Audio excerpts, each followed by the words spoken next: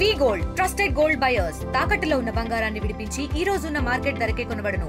మరిన్ని వివరాలకు సంప్రదించండి 7710 గారి చరిత్ర అంటేనే ఒక పాఠ్యాంశం. అది మాకు ఊహ తెలిసిన దగ్గర నుంచి, అంటే ఒక 3-4 ఏళ్ల వయసు దగ్గర నుంచి ఆయన పేరు ఏదో రకంగా చెవులో తిరుగుతూ ఉంటుంది. ఆయన స్వాతంత్ర సమరయోధుడు కాకుండా 1921-26 సంవత్సరాల్లోనే ఆయన అమెరికా వెళ్ళారంటే, ఆ రోజున ఫ్లైట్లు లేవు, షిప్ మీద వెళ్ళారంటే జ్ఞానం విజ్ఞానం మీద ఆయనకున్న శ్రద్ధ. అందుకే ఆయన ఆచార్య ఎన్జి రంగా అయ్యారు.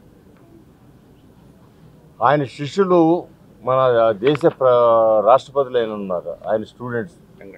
వెంకటరామన్ గారు, అనేక మంది ఆయన శిష్యులు ఉన్నారు. గౌతులచ్చన్న గారు, మరి ఒక మహానాయకుడిగా కీర్తించబడే గౌతులచ్చన్న గారికి మా గురువు గారు ఎవరంటే ఎన్జి రంగా గారు అని చెబుతారు.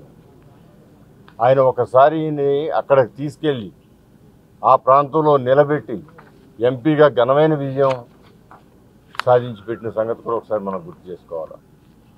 అంటే రంగా గారికి ఎంతమంది శిష్యులు అంటే ఎవరు అడిగినా చాలామంది మేము రంగా గారి శిష్యులని గర్వంగా చెప్పుకుంటాం.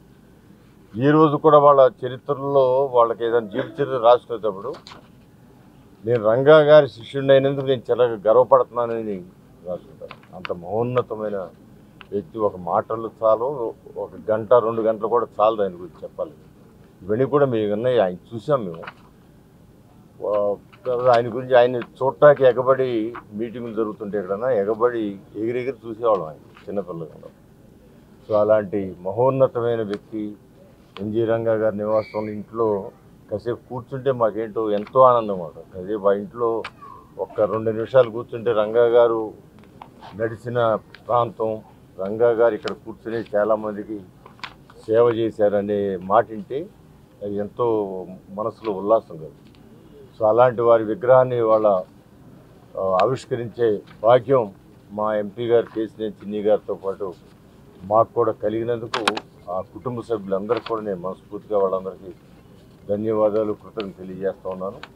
ఆ మహానుభావుడు చరిత్రని అందరూ కూడా గుర్తుంచుకోవాల్సిన ఆవశ్యకత ఉంది. నిస్వార్థమైన సేవ చేసిన వ్యక్తి. అలాంటి వ్యక్తి పాఠ్యాంశంగా మనం పిల్లలు నేర్చుకుంటే ఖచ్చితంగా మంచి పౌరులుగా తీర్చిదిద్దబడతారు. ఆయనకున్న శిష్యులు ఈ ప్రపంచంలో ఎవరికి లేరేమో ఆయనకున్నంతమంది శిష్యులు. సో అలాంటి మహానుభావుడు ఘనమైన నివాళి వర్ధన సందర్భంగా ఘనమైన నివాళులు అర్పిస్తూ ఆయన ఎల్లవేళ గుర్తుపెట్టుకుంటాం.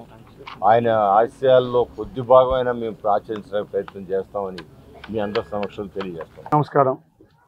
ఇవాళ ఆచార్య ఎన్జి రంగా గారి విగ్రహావిష్కరణ, అందులో కూడా నేను ఆయన వర్ధంతి రోజున ప్రారంభించడం గౌరవ ఎమ్మెల్యే గద్దె రామ్మోహన్ రావు చేతుల మీదుగా నేను కూడా ఈ కార్యక్రమానికి రావడం చాలా ఆనందంగా ఉంది. ఎందుకంటే నా బాల్యం నుంచి పుట్టి పెరిగింది ఆచార్య రంగానగర్లో. నేను వ్యాపారం మొదలు కూడా ఇక్కడి నుంచే మొదలైంది.